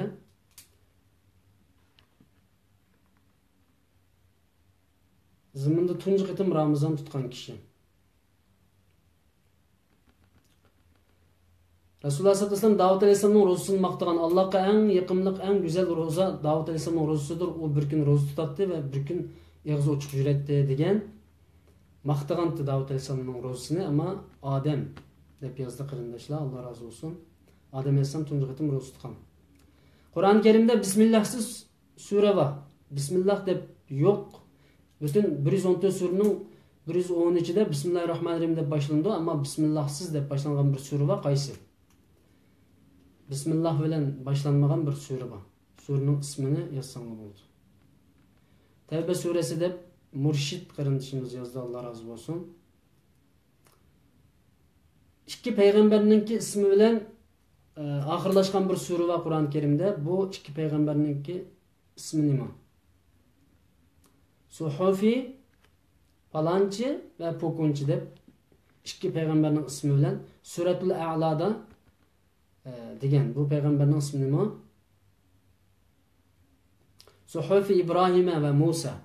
Murşid kardeşimiz yazıptı. En uzun sure qaysi, en qisqa sure qaysi? Kur'an-ı Kerim'de. Bu ikisinin ismini yazıp koysuzlar. En uzun sure falanı, en qisqa sure falanı deb. En uzun sure mavu, en qisqa sure mavu. Bakara ve Kevser suresi. Murşid Oycan kardeşimiz yazdı. Kur'an'ın 3'ten 1'e teng keldiğin bir sure var. Kur'an'ın 3'ten 1 qismiga teng deb bir hadis bilan tilga ilingan bir sure var. O surening ismi qaysi? Kur'an'ın 3'ten 1 qismiga teng keldiğin. İhlas suresi, Allah razı olsun. Meningki tayyorlagan savolim tugadi qarindoshlar. Qo'lga qalam olgan qarindoshlar qancha savol o'tirib qo'yildi, bir ekran yozib etgan bo'lsa, agar savol kam bo'lib qolgan bo'lsa, men savollarni to'liqlayman. Agar savol kam bo'lmagan bo'lsa, bizningki zihin sinash musobaqasimiz bugun bu qitimliqi bu yerda oyoqlashadi qarindoshlar. Baqara surasi bilan Nemis surasi, Kevser surasi en qisqa sura va 3'ten 1 qismiga to'g'ri kelgan nima? Surenin ismi İhlas.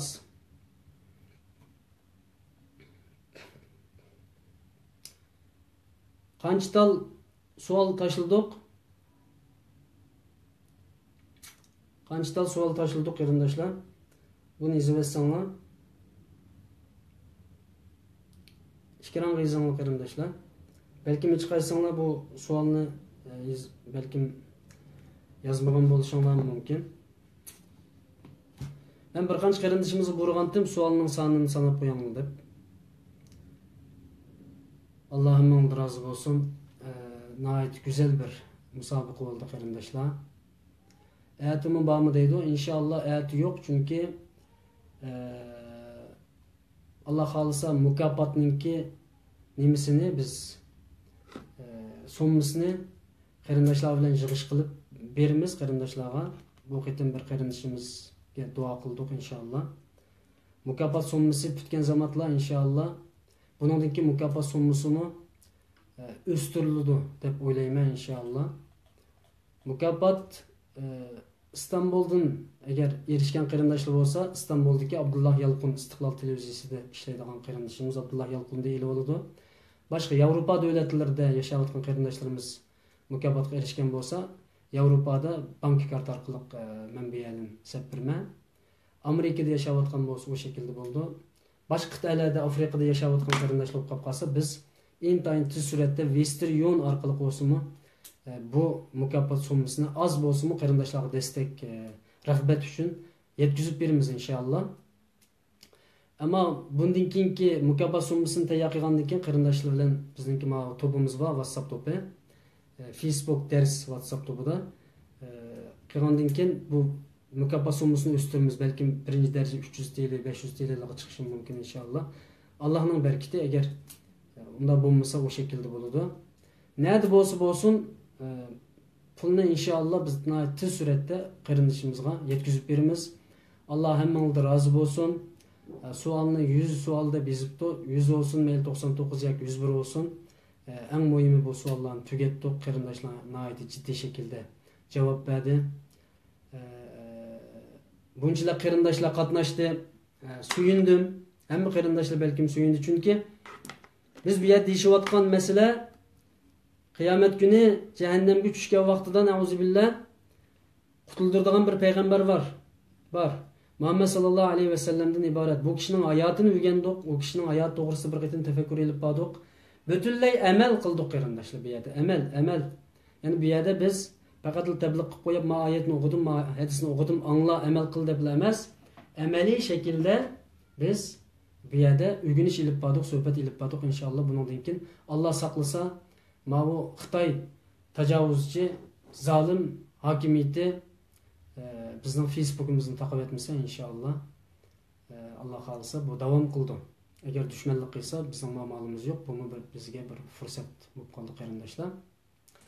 Her payshanba imtihan yok. Bu Allah xolisa oldimizda aniq belgilaymiz. Chunki burun bir e'lon chiqargan dushanba kuni dars qilamiz deb, ammo vaqt masalasi faqat qamlashmaydi ekan. Chunki bizning oila bolalarimiz bo'lganligi uchun jiddiy shaklda vaqtimiz yetishmay qoldi ekan. Natijani hozir chiqara olmaymiz, chunki biz qaytadan ustiga yozgan inkaslarning hammasini qarab chiqishimiz kerak. Javob yozgan qarindoshlarning ismlarini tizimlashimiz kerak va ularning qancha savolga javob berdi, to'g'ri javob berdimi, xatami, uni bir qancha qarindoshimiz qo'lga ilib, buni hisoblagandan keyin natija chiqadi. Natijani inshaalloh erta kechda chiqarib o'taman, inshaalloh chiqarib o'tishga tirishaman, inshaalloh Alloh nasib qilsa. Juma kuni kechani erta kech natijasini chiqarib, Alloh xolsa tez muddatda bu summani qarindoshlarga mukofotni yetkazib beramiz. So'alning sonini aziltayli, vaqt qis debdi qarindoshlar.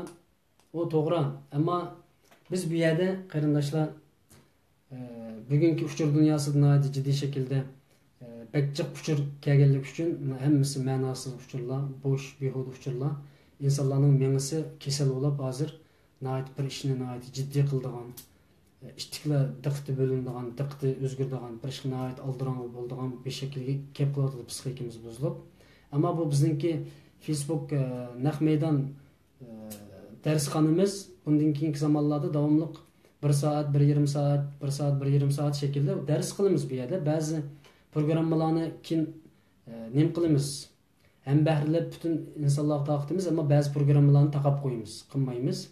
Chunki naq maydon ko'rish nisbatini oshirish uchun.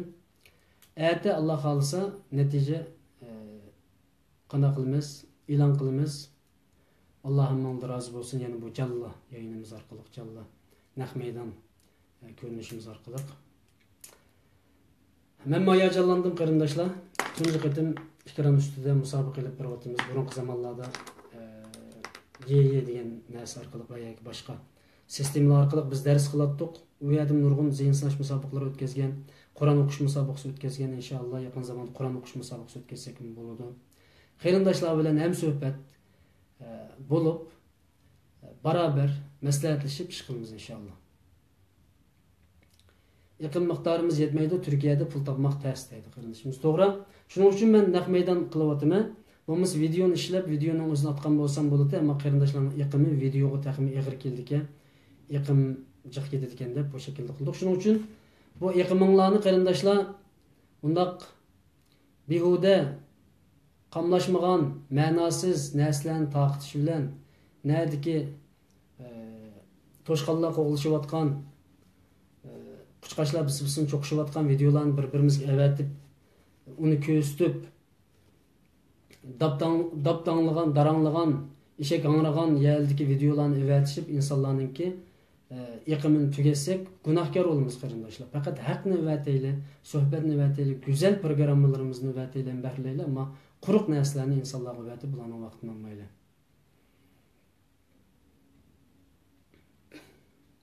Allohim ondan rozi bo'lsin. Erta kechda inshaalloh ko'rishaylik. Allah subhanahu va taala dualarimizni ijobat qilsin, ilmimizni taqimiz ziyoda qilsin.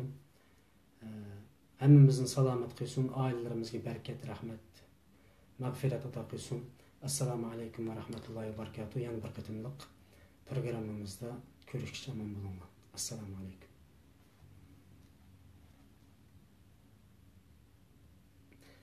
Oxir deb qo'ydiganim buni ham bahrilaymiz inshaalloh, taqim ko'p qarindoshlarga. Shunga yurak xoni vatib qo'ymay qarindoshlar, ham bahrilasanglar, ham bahrilagan qarindoshlarga, ya'ni taqatgan qarindoshlarga ayrim duo qilamiz. Har qatimliq programmada men duo qilaman inshaalloh. Chunki nada ma'nosiz bir narsalarningki ko'rilish qatim soni 10 ming, 20 ming, 30 ming bo'lsa-mu, bizningki bu ilm so'rini bo'lgan, bu Allohning so'zlari, payg'ambarning so'zlari bo'lgan bu suhbatlarimiz texim ko'p qarindoshlarımızga yetmayotdi. Shuning uchun qarindoshlarim ham bahrilash faqat bir tal kunutgan besish bilan bo'ladi. Bir yaxshilikni qarindoshingizga bersanglar, uning ajrini olasizlar. Hammani Alloh topshirdim. Assalomu alaykum va rahmatullohi va barakatuh.